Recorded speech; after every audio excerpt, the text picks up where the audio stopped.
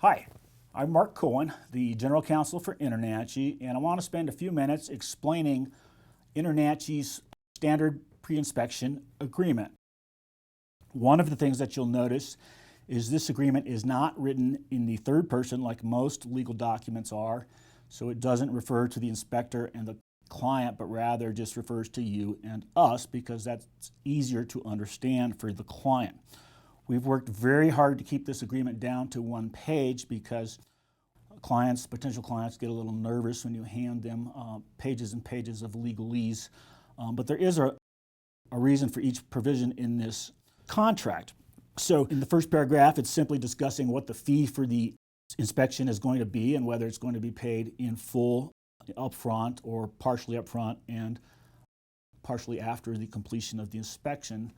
One of the big things with clients is you need to make sure that they understand what's expected of them. So we try to be real clear about what the fee is. And then if you go to the next paragraph, paragraph 2, it says that you're going to perform a visual inspection.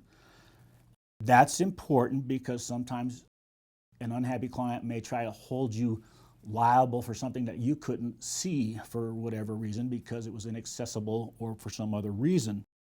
It also says that your report is only going to report the defects that you've, one, observed, and two, that you deemed material. If you see a defect that you don't think is material, you're not obligated to report it. It also says the report is only supplementary to the seller's disclosure. In most states, the seller is required to make disclosures to the buyer, and we don't want the client thinking that by having a home inspection done, you're somehow taking on the seller's liability to make a proper disclosure about the information that they are aware of. If you go to paragraph 3, this is really important because I would say that 95% of the complaints against home inspectors arise because the customer doesn't understand the limited scope of the inspection. They think that you're going to inspect for building codes and structural engineering issues and radon and mold and things like that.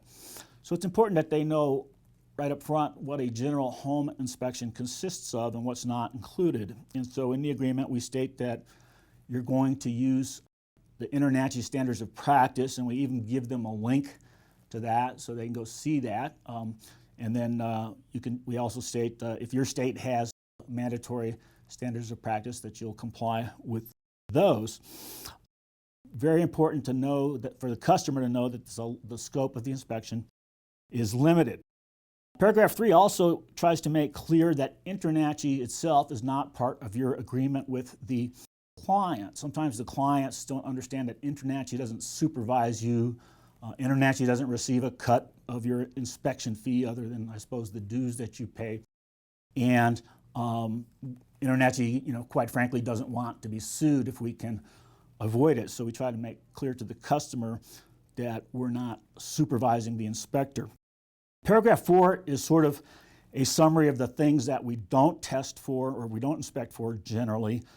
So again, we just want the customer to be clear that you're not going to test for radon or mold, building codes, things like that, unless you have some other agreement with them that you've agreed to inspect for those things.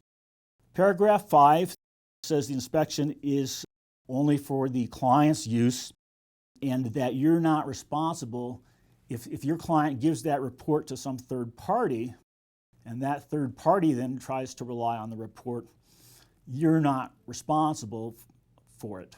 What happens a lot is a home buyer gets a report, your client gets a report, and then perhaps maybe they want to sell the house down the road, 2 years down the road, and so they hand the home inspection to their potential buyer, and their potential buyer looks at it and relies on it. Well, of course, it's been 2 years since you've done the inspection, and what you wrote may not be accurate anymore, so we just want to make sure that it's clear that you're not liable if they provide the report to somebody else. Paragraph 6 is a pretty standard limitation of damages clause. The agreement states that the damages are limited to the amount that the customer paid for the inspection, and I get the question a lot of, is that enforceable or not? And like a lot of questions in the law, the answer is it depends. In some states, it may not be enforceable. In other states, if you have the magic words in the contract, it may be enforceable. And that's why we've got the magic words in paragraph 6 that says that this is not intended to be a penalty, but rather it's an agreement that you've made so that you can provide the inspection at a low cost to the client. Paragraph 7 is just another statement of things that you don't do. Obviously, if you're not an engineer or an architect or a licensed plumber or electrician, you can't comment on those types of issues. You can report what you see and suggest that they follow up with a licensed professional, but we need to make clear to the customer that the scope of the home inspection is limited. Paragraph 8 is if you have an unhappy customer or client, you're telling them that if they're unhappy, you want to know about it, and you're telling them that if they're unhappy, they need to give you a written notice of their claim, why they're unhappy. They need to do it within 7 days from when they discover that they have a claim or they think they have a claim. And 2, they have to give you access to the premises so you can have the opportunity to check it out. And it says if they don't comply with these conditions, they basically have released you from liability. And so that's a nice thing to have in the contract. I've gotten a lot of mileage out of that in the past when somebody has simply filed a lawsuit without complying with those requirements. So that's why that's in there. Paragraph 9 is primarily a venue provision. Just like if in football, you want to play on your home turf if you can, and if you're an inspector in a metro area and maybe you have a lawyer that you work with normally, or your business is located in one part of the city, you don't really want to have to travel to the other part of the city, and you certainly don't want to have to pay your lawyer to travel to the other part of the city. So we say that if there is any lawsuit, it's going to take place in the county where you have your business. It also says that if you are sued and you win, that your client has to pay your attorney's fees, and that's important because generally if that's not included in the contract, the rule is that each side has to pay their own attorney's fees. So by having an attorney's fees provision in this contract, we're kind of upping the ante for the client. They have to consider the possibility that if they lose, they might be held liable for your attorney's fees. We also make clear that if they ever want to sue InterNACHI itself, they have to do that in Colorado. And we also make clear that everybody is waiving their right to a jury trial, which saves you money in the end. Paragraph 10 is sort of what we call an integration or merger clause. It just says this is our entire agreement. There's no other agreements, because a lot of times what you see is a client will come back and say, well, he told me this or he told me that. And so we want to make clear that if it's not in this agreement, it doesn't exist. It was never said. It's not binding. And it also says that if there's going to be a modification of this agreement, that has to be in writing as well. Paragraph 11 is just a provision that allows you to charge interest to your client on any kind of unpaid fee. You can choose whatever interest rate you want as long as it complies with state law. And if your client is an LLC or a corporation, it also says that the person signing the contract is personally guaranteeing the debt for that LLC or corporation.